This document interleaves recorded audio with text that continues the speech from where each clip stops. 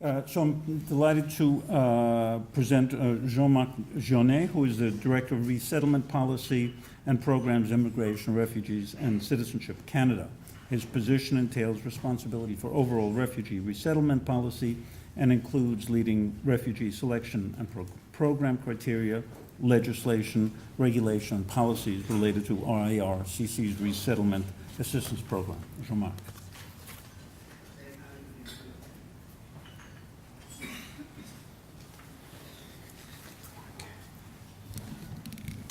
Good afternoon, everyone. I hope you've all had or enjoyed your lunch. First of all, thanks to the organizers for inviting me to make my way down to California for this conference. I don't think that was a particularly hard sell back home in Ottawa, but we'll take the advantage of the opportunity and talk to you a bit about our resettlement program.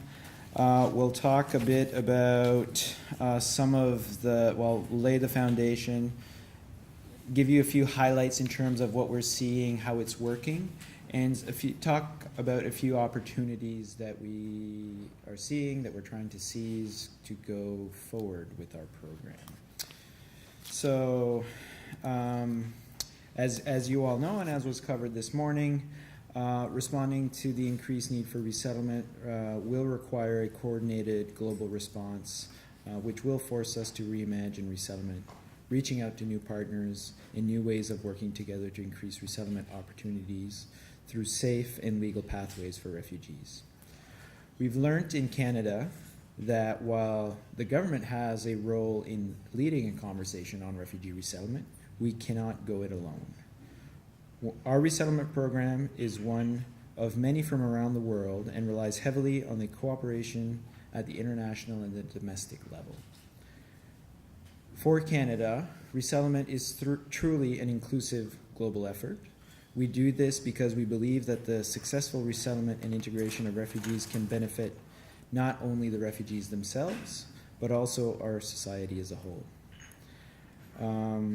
At the end of the presentation, I don't think I'll take the entire hour. I'll be happy to take questions along the way. So, want to set a bit of the context for our resettlement program. So in Canada, we have planned permanent migration. Each year, the Minister of Immigration, Refugees, and Citizenship in the fall tables a plan in our Parliament that sets out the goals for the year to come. The planned approach is critical to maintain our public support for the resettlement program because it attempts to find that right balance between the economic permanent migration to Canada, the family class migration, and also the refugee component of the plan. So for 2017, the overall objective or plan for Canada is to admit between 280,000 and 320,000 permanent residents, economic, family, and refugees all included in that. Within that, our refugee resettlement program, the admission target is between 20,000 and 30,000 resettled refugees. So that's a bit below a historical year we had in 2016 where we resettled over 46,000 refugees from all nationalities, which essentially tripled traditional resettlement intake. But it still represents a doubling of our historical averages for resettlement over recent years. So we're quite proud of it. Again, a bit of further context in terms of where our resettlement program fits within our broader immigration program and how it's founded in our legislation. So our 2002 Immigration and Refugee Protection Act recognizes that the refugee program is first and foremost about saving lives. It fulfills our commitments under the convention, and it also supports broader objectives in our immigration program and legislation to reunite families and to ensure that they successfully integrate and can succeed in Canada. Two broad components in our refugee program. I won't talk about this too much because I suspect the room understands this. First component is our in Canada asylum system, where individuals may claim either at a port of entry or in country or inland. And that's certainly a topic that's garnered quite a bit more attention recently in Canada than we're used to.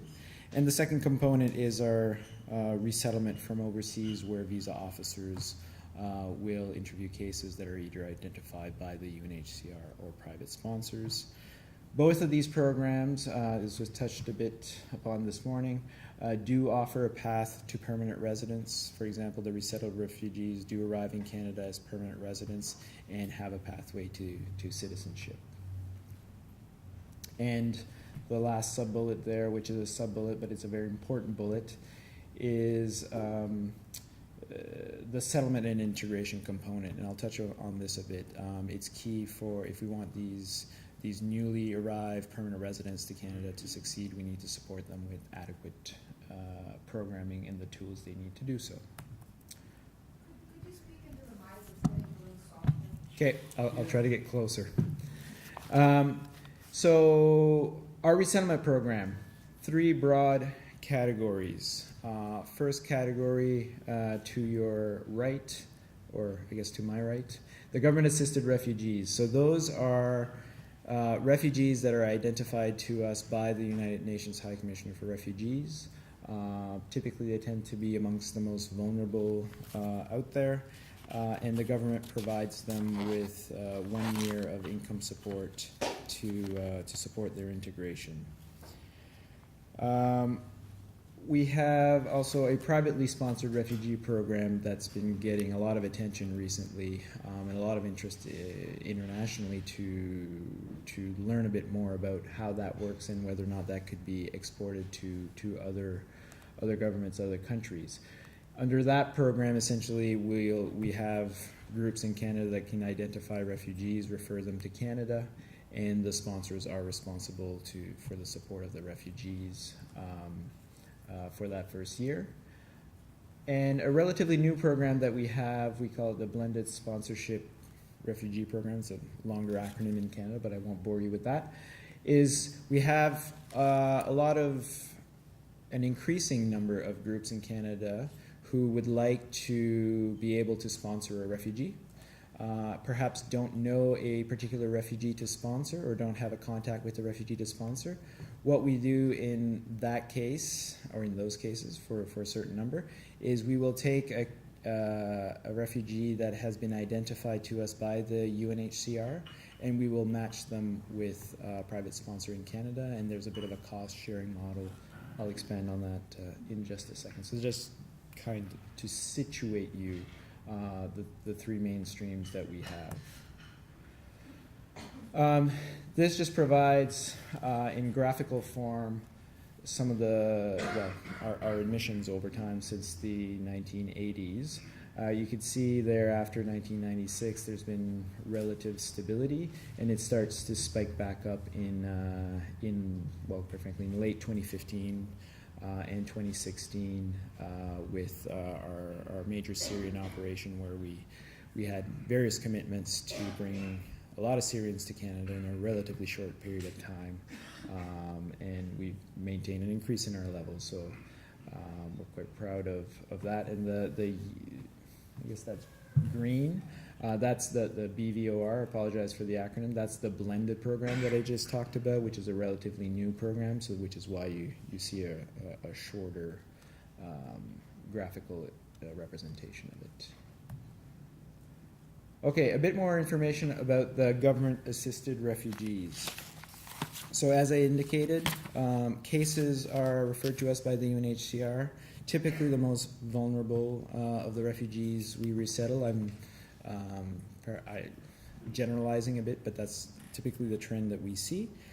The UNHCR is uniquely positioned globally to be able to identify the cases out of the 20 million and the number that was quoted this morning of 1.2 million refugees who are in need of resettlement, to figure out who is most in need and then refer them to countries like us, the US, Australia, and other resettlement countries.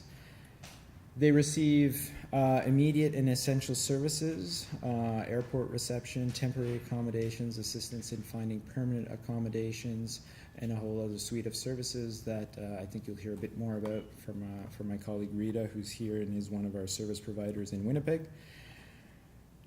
The refugees receive 12 months of income support that's typically pegged at social assistance levels, so it's not perhaps as generous as some would like, but it needs to strike a right balance or a delicate balance in terms of the support that we do provide, so as not to meet their needs, but also not to go perhaps too high above what other social assistance recipients in Canada receive, so that we don't create a bit of resentment in terms of the refugees coming in and get more than Canadians in need of social assistance. So it's a delicate balance.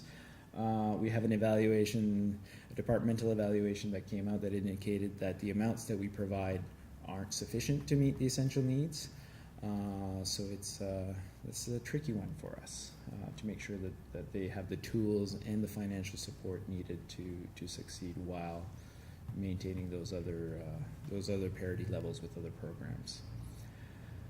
Once refugees are approved, we destine them to, and this number is a bit out of date, but one of 23 communities across the country. We've added 8 new destining communities as a result of the increased volumes that we were resettling as a result of Syria.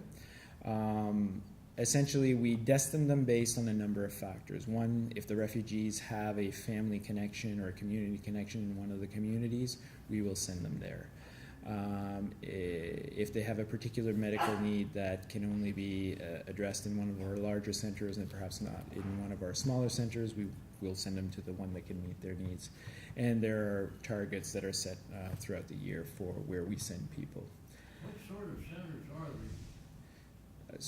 What sort of centers? They are Rural, the whole urban, or what? I think you'll find a combination. I think you would find them in the cities in Canada that you would expect to see these reception centers: Toronto, Vancouver, Winnipeg, Calgary. But then we also have some smaller communities that we more recently have started destining refugees to, and we're looking closely at how that's working. And I think a lot of certainly there was a lot of conversation this morning about the tragic picture of Alan Kurdi. There was a lot of interest from communities, from mayors saying, like, we want to be part of this initiative in Canada in terms of resettling Syrian refugees. How can we help? And given that we had to bring in so many over such a short period of time, reception capacity was an issue. So it was a good opportunity for us to explore how that was going to work with those new centers, and I think for the most part it's worked quite well.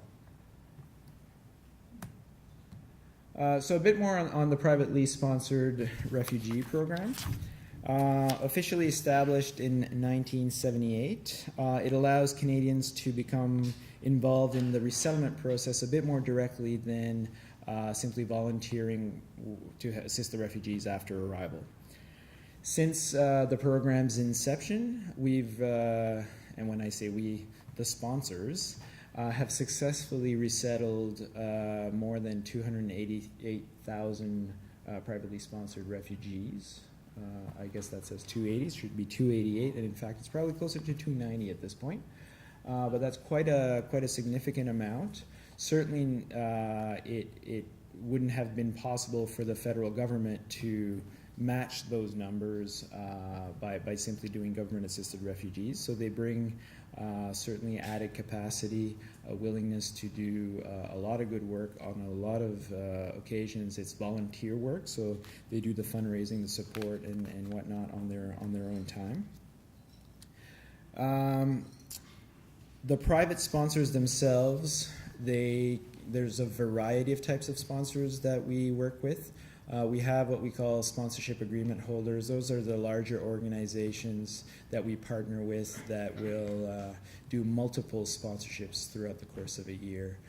These are your faith-based groups, the Catholic Church, the Mennonites, and whatnot, that we enter into a formal agreement with. and they will show us a settlement plan, their approach to resettling refugees, the finances, and once we are satisfied with what they submit to us, then they can submit their applications to sponsor the refugees, and we don't have to look at a settlement plan each time. We also have a program whereby groups of 5 Canadians or permanent residents can band together and do a one-time sponsorship. Again, they have to demonstrate to us that funds are in place, they have a plan to successfully receive the refugees and be responsible for the refugees for the first 12 months. The processing is essentially done in 2 phases, where we approve the sponsors, because we need to be assured that there is that capacity in place and it's going to be a successful relationship. And if we approve the sponsorship, then we'll transfer the file to our visa offices overseas, who will then look at the refugee and ensure that the refugee meets our refugee definition in our legislation. And once both things are approved, the refugee makes his or her way to the community where the sponsor is located. So that's a bit of a different approach than the government-assisted refugees. The refugees, of course, will go where the sponsors are located. And one of the key components that for private sponsorship is that the sponsors are free to name the refugees. And that's a principle that they hold dearly. They will remind us any time we try to veer away from that. Not that we really try, but they will remind us that it's important that they are free to identify who they want to sponsor, because it plays a key role in reuniting families. Recently arrived government-assisted refugees will often turn around and approach sponsorship groups to say, I have a friend or family member left behind. Can we put together an application, and can you help us with that? This is just a bit more information on the privately sponsored program, and offers a bit more detail in terms of what they do. They play a key role in the successful integration of the refugees. They make contact before the refugees arrive, but upon arrival and for the next 12 months, or until the refugees are self-sufficient, the sponsors are responsible for the welcoming at the airport, providing the cost for food, rent, utilities, and other day-to-day expenses. They provide clothing, furniture, household goods. They help do logistical things like help them understand and figure out public transportation, get the kids registered for schools, finding a doctor, dentist, and also help in the search for employment where that is a possibility for the refugees. And the private sponsorship helps Canada, well, across the country, to build welcoming communities. It helps create support within those communities for refugees and welcoming refugees. You'll note that the government-assisted refugee program, we destined now to 31 communities. With our Syrian resettlement initiative, I think we ended up sending Syrians to over 350 communities across the country. Most of those are privately sponsored refugees that were spread so broadly within Canada, and those are all positive experiences. Communities who had never seen refugees before are now seeing the benefits of the program. So it's a positive wheel in motion that is very helpful to maintain that positive public dialogue that we benefit from in Canada.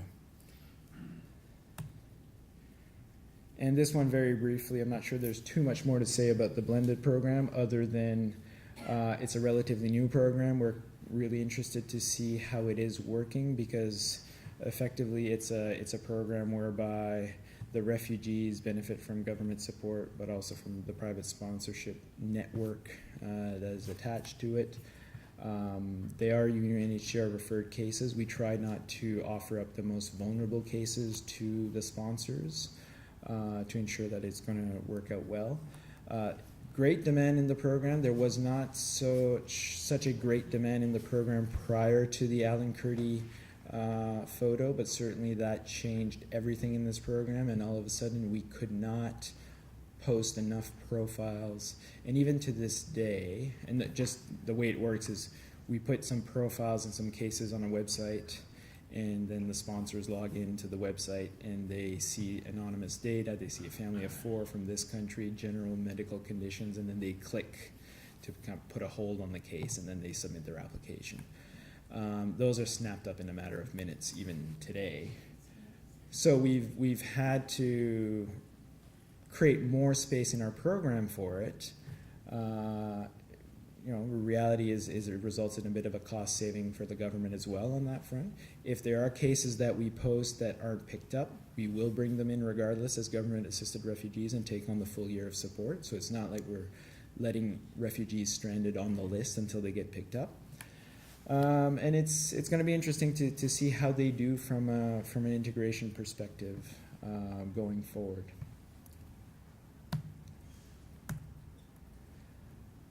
So we talked a bit, and it was covered earlier in the day, about the importance of integration in our programming as we as a global community talk about refugees. That is at the core of our program. We, as a department, I think dole out, maybe that's not the right word. We provide funding to service providers for a pretty hefty settlement program. I think it's in the neighborhood of $900 million annually that we distribute to have service providers like Rita's group and others deliver services that are essential to the success of our resettlement program and all newcomers. So resettled refugees, like other permanent residents, benefit from the program. These include language training, assistance in finding employment, some community networks. There's some pre-arrival services that are available. We certainly do cultural orientation with the refugees before they depart to give them a sense of here's what you can expect in Winnipeg in January. It's going to be cold and it's going to be snowy. But it's exciting. And in the Syrian operation, we were getting these pictures back from refugees. I guess the visa officers need to keep kids busy while they do their very important work. And in some offices, they were asked to draw a picture of what does Canada look like to you, and we were getting back all these pictures of snowmen. It was all the snowmen that we're going to build once they get here. Back to this. The resettled refugees, to note, and I don't think this should surprise anyone, they're, given their profile, given where they come from and why we bring them here through these programs, they are a disproportionately high group of users of the settlement program. I think they account for roughly 13% of our immigration admissions annually, and they account for at least a quarter of the programming, which again wouldn't necessarily surprise anyone because we direct them to those services and we want them to benefit from those services. And the last bullet is important. After the first year, so the federal government or the sponsors are responsible for the refugees for the first year. Ideally, best case scenario, they become self-sufficient, they find employment, it all works out. It doesn't always, and in most cases, they need more time to either learn one of our official languages or deal with some medical issues, or it's just never going to happen. In that case, after the 12th month, they can transition to provincial social assistance for support for low-income families as necessary. This slide is intended to give you a bit of a snapshot of what we're seeing. I'm finding myself moving away from the microphone. What we're seeing in terms of early outcomes or outcomes from our resettlement cohort. I think this set of data was taken from an evaluation that we've conducted fairly recently. So while our resettlement program is largely seen as a success, and 88% of eligible refugees become citizens, there's also some challenges that we're seeing. Again, not necessarily surprising when you think of the cohort that we are bringing in through these programs. Low official languages skills, limited formal education. We know that 65% speak neither of our official language. Again, not surprising, not a criteria for our program. 70% have less than 10 years of formal education. Again, I don't know that that's necessarily surprising, but it is a challenge that we need to deal with. Our service providers need to be suited to deal with that reality. The provinces, who are a key partner in all of this, also need to be aware of these issues. Affordable housing is an issue, as I'm sure it is in the U.S. and in all major cities. Finding suitable accommodations on the amount of assistance that we provide is a challenge, and in some cases results in inadequate housing solutions, or they just have to move further out from the urban centers where they may prefer to live to benefit from the services that might be in the proximity. As I indicated, I believe they're our highest group in terms of transitioning from permanent residence to citizenship at 88%.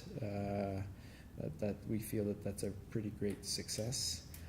And not only does it provide protection to those in need, it contributes to a strong and diverse Canada. So in Canada, there's a lot of interest. I'm not sure how clear that is to you guys. It seems a bit blurry to me. A lot of interest in terms of how the Syrians that we brought in since last November, and we've brought in a little more than 40,000.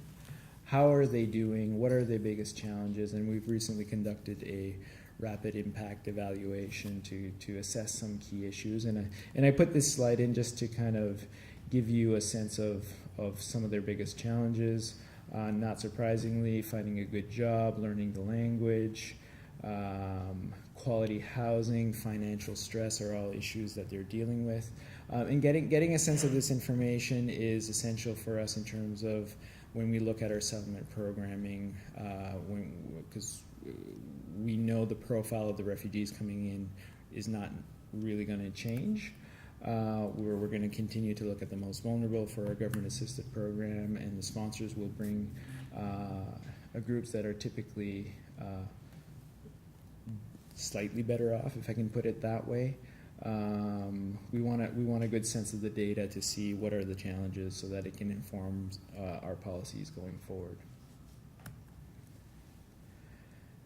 Moving on to some of the more forward-looking things and some of the opportunities that those activities represent. I think it was touched upon a bit earlier today. The New York Declaration, agreed to at the General Assembly in September. Non-binding declaration outlines broad-ranging commitments to improve the situation of both refugees and migrants.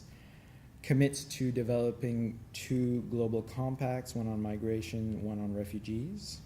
The one on refugees will try to, and I assume many of you are already aware of these, so I won't spend too much time on these, but ease the pressure on host countries, enhance self-reliance, expand opportunities for third country solutions, and support the conditions in the countries of origin to support safe and orderly returns. So we continue to engage with the international community on these issues. We try to contribute to a positive narrative on the discussions about refugees, to share our examples and what we think are best practices, but also are there to take suggestions as well. But as I mentioned earlier, one of the, I think, more interesting and more innovative things that we're doing is seizing the opportunity that comes with grabbing a bit of the spotlight, or the benefits of being in the spotlight with our resettlement program, and establishing new partnerships with respect to our private sponsorship. One of those initiatives we call the Global Refugee Sponsorship Initiative. It was announced in September around the summits. Essentially, we are partnering with the UNHCR, the Open Societies Foundation, University of Ottawa, and the Radcliffe Foundation. And essentially what we're trying to do is trying to work with countries who have expressed a real interest in exploring private sponsorship. We know that in the world today there is no shortage of people in need of a resettlement space. If there is an interest in private sponsorship that can complement the resettlement that is being done by states from a more traditional UNHCR referral perspective, we want to try and do our best to help facilitate that conversation, provide them with the tools that they need to successfully establish those types of programs. We host delegations, they come in, we make sure that they meet with us, they meet with our operational colleagues, they meet with private sponsors across the country to really learn how it works, how it could work in their region. So far we're seeing some early positive results. The UK is starting to pilot a model. They call it community sponsorship. The Italians have launched some initiatives and they're quite interested. We spend quite a bit of time talking to them. The United Arab Emirates have expressed an interest. We've hosted a delegation a while back. A sprinkling of European countries, but also Latin American countries, Brazil, Argentina, Chile, quite interested in exploring what they can do, how this could work for them, and if it offers up a few more resettlement spaces, and all it takes is a bit of time and a bit of money on our end to kind of build that capacity, help them build a sustainable model for resettlement, well, that's a few more solutions that will mean a lot for the people who get to benefit from it. So we're quite excited about it. We talk about it at every opportunity that we get, so that's why I'm talking about it now. And maybe just a few more points before I'm happy to open it up for questions. So we're very proud of our resettlement program, but it's by no means perfect. There are always areas to improve, and we continue to tweak it. It's a living program. With our private sponsors, we have monthly meetings that they will say, well, did you know this very technical thing doesn't work, to, okay, let's talk about the big picture about the program. So we calibrate the program, we make adjustments, we engage with them proactively. They have constant access to us, so it is really a shared program, so we need to have an open dialogue with civil society in Canada to make sure that it works, that it sees the results. We have long processing times, long processing delays for our privately sponsored refugees. In some cases, it's several years. Part of that is due to just the Canadian interest in the program. We have so much interest that we've had to put limits on the number of cases that can be sponsored in a year. And when we have such an engaged community in Canada, that's never a popular move that I have to announce every year what the limit will be and provide the rationale for that limit. But it's something we have to do because I'm not entirely sure it's in the best interest of the refugees to have an application in our system and then having to make them wait for 3, 4, 5, 6 years when perhaps they could be finding other solutions, perhaps not. But it's always it's not the best news I have to deliver on a yearly basis. But the crises are evolving at a rapid pace, as was flagged earlier today, and as you all know. And I think programs need to evolve. The core of our program will remain the same, but we have to be nimble enough. We have to be able to find creative new approaches to problems and do things slightly differently sometimes.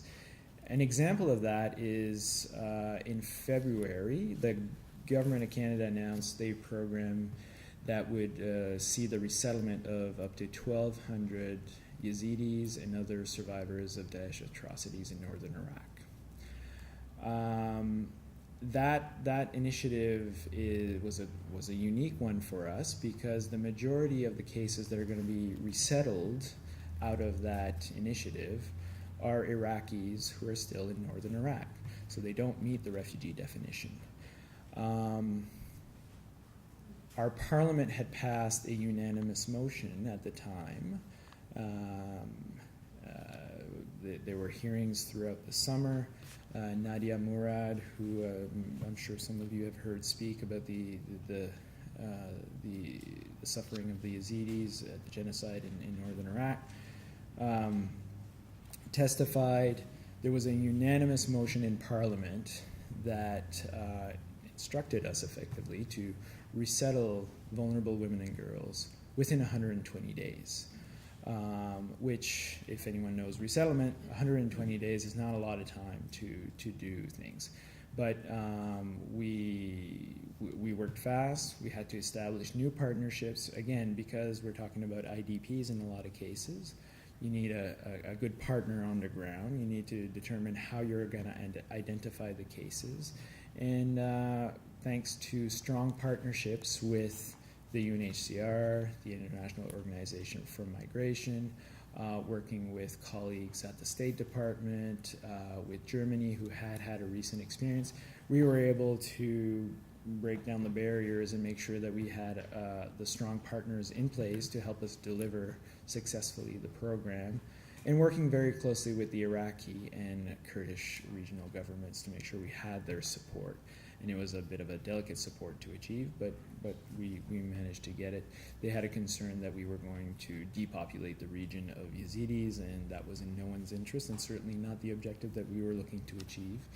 But then trying to focus the resettlement on those who really needed the support in Canada that couldn't get the support on the ground, while maintaining a vibrant, to the extent that they can in these days, Yazidi community in northern Iraq.